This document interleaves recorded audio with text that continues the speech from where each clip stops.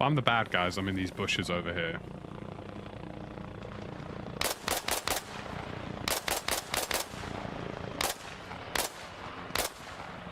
What'd I tell you, chat?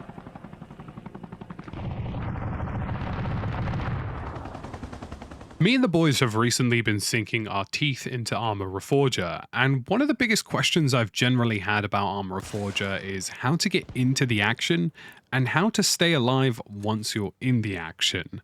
If most of you have jumped into the game and your first experience of Arma Reforger has been sort of wandering around and then inevitably getting ambushed or killed because there isn't much direction or coordination, you're not alone. This is a very common experience for Arma, and I would say for most people it takes upwards of around 6 hours before they start to get the hang of the flow of things.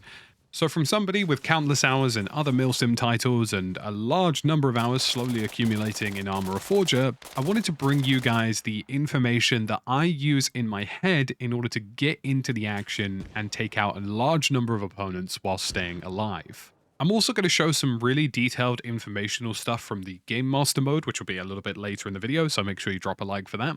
But before we dive into that, I want to talk about how Arma Reforger generally works structurally.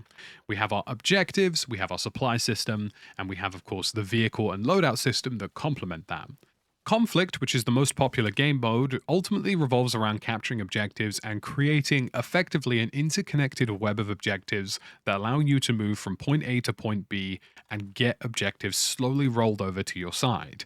You can think of it as a much more large-scale version of something like Battlefield's Chainlink that is reliant on a logistics system. So once you've decided what gun you like in your hands and what uniform you would like to have, whether this is modded or unmodded, you will then find yourself looking to move into those objectives and critically supporting the supply infrastructure that runs between them. Arma Reforger is a game where the quality of your teammates does genuinely matter, which is why I highly recommend playing on community servers. Even if you're playing on vanilla or unmodded, is generally recommended to play those servers more than it is to just jump into quick match, because you will get people who are regulars of that server, people who have generally more knowledge of the game, and people who are going to support the flow of the game by transporting supplies. In Arma Reforger, supplies are the lifeblood of everything. Supply helicopters, supply trucks. If you at no point during your life cycle on a server in Arma Reforger have not done a supply run, then chances are you're probably not playing the game very effectively. Supplies are essential, and even if you're somebody like me who primarily focuses on attacking and defending objectives, even I dabble in taking supplies to the front lines where they're necessary in order to reinforce our team. No supplies means no spawns means disconjointed gameplay means people getting in vehicles and trying to get from A to B, and long vehicle runs tend to lead to ambushes because there's no general security.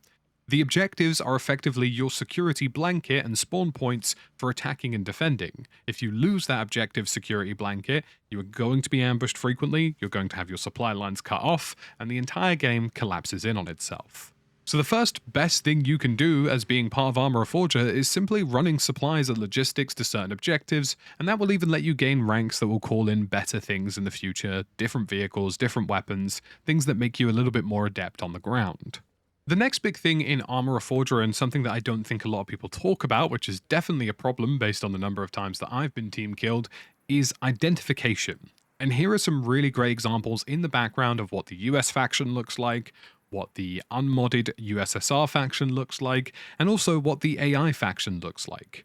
Generally speaking, the US faction on modded and unmodded tends to feature green or tan-like camo that tends to be a little bit more slimlined. It looks a little bit more sleek and a little bit more modern.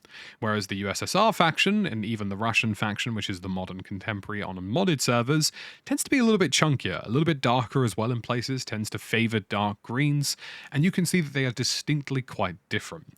For me personally, if I can't see an armband in a modded version of the game, armbands are very important in something, for example, like WCS, where blue represents NATO and red represents Russia, I tend to look for the weapon itself and the uniform they're carrying. Are they carrying a weapon that resembles an AK system? Are they carrying an RPK? Are they carrying an SVD? Do they have an RPG on the back of them, which is a really good indicator that they're not on your side? Or are they on the US side? Are they carrying something a little bit more modern, like an M4? Are they carrying a Carl Gustav or a Law, or just something on their back that resembles something that you would anticipate seeing from a NATO or US faction, either on modded or unmodded? Uniform identifiers and vehicle identifiers are uniquely quite important, especially when you're playing unmodded versions of the game, where there isn't a distinctly obvious way of telling if somebody is on your side or not on your side. And you can go and see what these visual identifiers look like just by running into training or going into Game Master and having a look around at the assets that are available. These apply to vehicles too. There are vehicles that look distinctly quite different depending on the faction you're in, with the Russian vehicles tending to be a little bit more bulky and a little less modern, and American vehicles, whether that's modded or unmodded, favoring something that's a little bit more slimline, tends to favor the tan coloring of things and just looks a bit more sleek. Familiarizing yourself with the weapon arsenals, both unmodded and modded, is really key because it lets you make more informed decisions about the targets that you're firing on. And of course, when in doubt, if you're on a modded server like WCS, which has this capability, pulling up your map and just quickly identifying, yep, that's a friendly, or yep, that's not a friendly, is better than shooting somebody dead and not being sure who you shot. So these visual identifiers are really important, and you can see distinct differences between the two. Granted, there are some places where some Russian modded servers can look distinctly quite American and vice versa, and factions can tend to have a little bit of cosmetic bleed, but there'll always be something like an armband or something that distinctly makes it quite clear, like the weapons they're carrying or the secondaries that they're using, and understanding those arsenals that are available to you, both in vanilla versions of the game and in modern versions of the game, will allow you to make more informed decisions about who you're targeting. Most of the structures in the game, like the command posts and ammunition cache, are pretty much universal structures, and there aren't any distinctly obvious signs other than who's in control of it and the flag that is flying. The next thing I want to talk about is understanding map flow and how you can attack and defend objectives. And one basic rule that I like to have whenever I play Arma Reforger is that I consider me firing my own weapon to be like lighting a flare in the sky. Obscurity and hiddenness, whether you're attacking or defending, is one of your biggest assets, because identifying where the bad guys are tends to be the hardest part of the game for most people. So the more visually and audibly obscure you are, the better things are for you. The more you fire your weapon, the more you're revealing your location. So only take shots if you genuinely feel like you can make a critical impact. The next big thing I want to talk about is map flow, and talking about how you can attack and defend objectives in certain beneficial ways and find fights more frequently.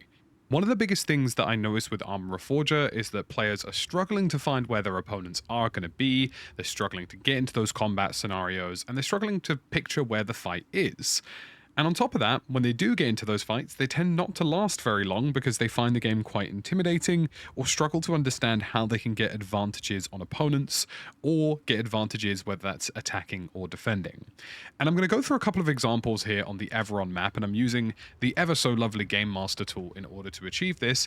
And we're going to go over effectively how I would look at an objective to understand the threat being posed to the objective, where that threat's likely going to come from, and how I would attack or defend this objective. And once you start to understand how these things work, not only will you find fights more frequently, but you'll also be able to live longer within those pieces of conflict and get better results. So we're right here on the Everon map, which is obviously a fairly popular map that most people will play and recognize, and right now I am overlooking the Montanak objective here on Game Master. Now, generally speaking, Montanak is one of the more central points in this, whether you're playing modded or unmodded, that ends up being a source of conflict. And we'll go over a couple of other objectives just to get you guys dialed in on how this behaves and what this looks like. Now, the first obvious suggestion in terms of attacking or defending an objective is looking at the nearest possible link. In Montanak's case, that could be entry do, it could be a slightly different modded setup. There are a number of different objectives that could be connected to this that could be either occupied by enemies or occupied by friendlies. But generally speaking, an objective-to-objective link tends to be the flow of gameplay. People will flood from the nearest possible point to try and reach a certain location unless they have a ground vehicle or aerial vehicle that will give them alternative access. So your first point of interest should always be looking towards the next nearby objective, like Fagari or Entry Do, and how that may end up flooding into Montanak. So if I'm defending Montanak, I'm looking at potentially Fagari, this main road coming straight up was a great access point for vehicles. This south side tree line defilade is also a great way for infantry to walk up, and also this southwestern side provides a lot of cover. So just looking at basic infantry connections and how different objectives are spanned together is a really good first step at understanding where people are going to come from.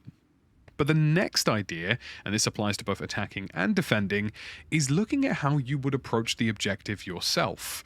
Now, if I look at Montanak, I see some very key advantages. On the west side of the map in particular, you have a depreciation, so you're getting low ground up to high ground, which means you can creep up the side of this cliff, a very thick tree line that will give you ounces of cover and give you lots of places to hide in, and potentially some flanking routes to the north as well, with ample tree cover and slow progression of buildings. The same also applies to the farm style building, although you do have a very large span of area to cross here. So for me, if I'm defending Montanak, I'm immediately looking at the southwest side as the biggest point of concern, and I'm immediately looking at the south side as possibly a major point of concern, and this northern approach here because people can start creeping into the town. So defending this point suddenly becomes a basis of understanding that there are different ways to approach this objective aggressively and non-aggressively that are going to give people access to the point. Whether it's the south side creep up, the west side flank, or the north side, there are lots of options.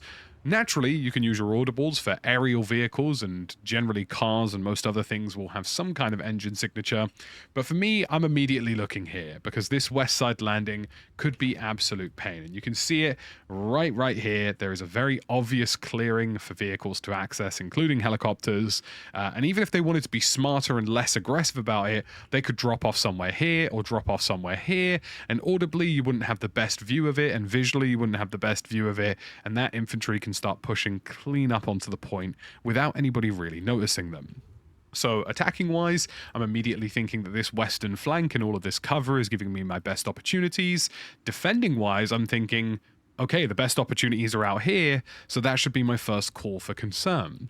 And that's how you should attack and defend every single objective. You need to look at the geographical upsides and downsides and what's going to give people the most amount of cover.